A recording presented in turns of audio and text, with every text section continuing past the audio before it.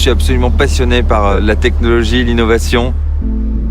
Ce qui m'intéresse, c'est de faire bouger les lignes. Et je pense qu'on a été pionnier et qu'on a commencé à dessiner une nouvelle voie pour la mobilité maritime.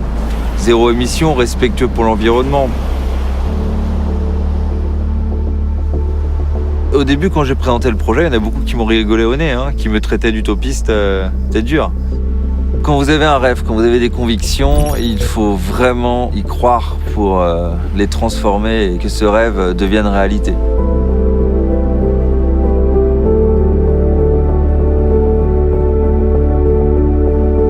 J'ai passé beaucoup de temps sur la mer. À l'origine, je suis un officier de marine marchande et un coureur au large.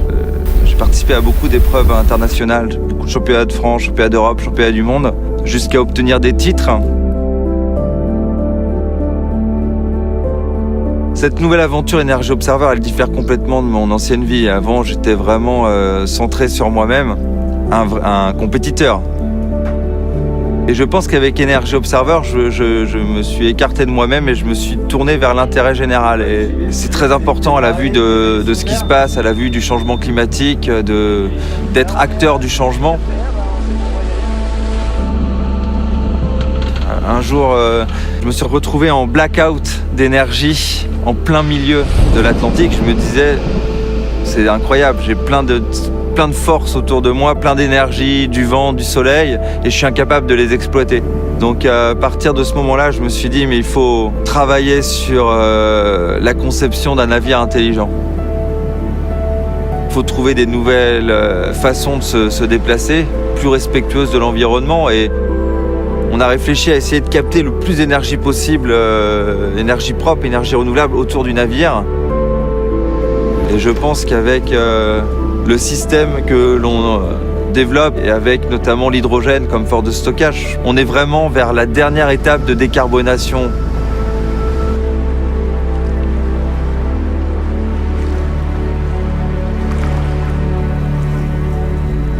Quand tu arrives à bord d'Energy Observer, tu rentres dans le Grand Canal, que tu es devant la Piazza San Marco, c'est une émotion qui te submerge.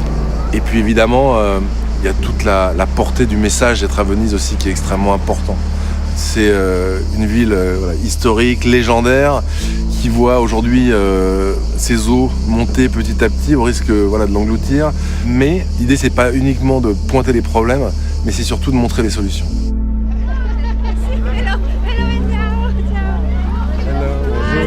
Jérôme, bienvenue à bord.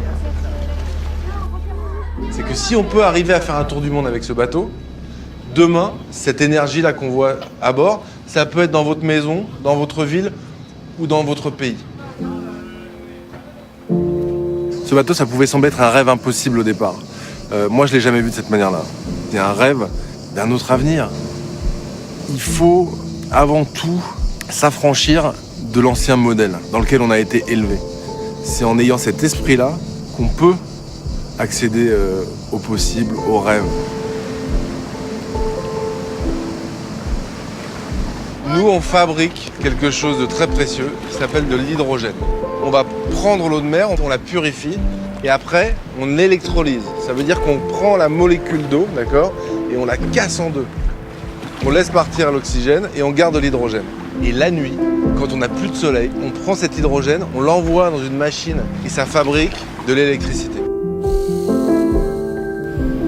Si nous, on arrive à faire ce tour du monde avec ce système énergétique, avec l'hydrogène embarqué, on peut penser que ce système peut se déployer à petite, moyenne et très grande échelle pour plein d'autres applications.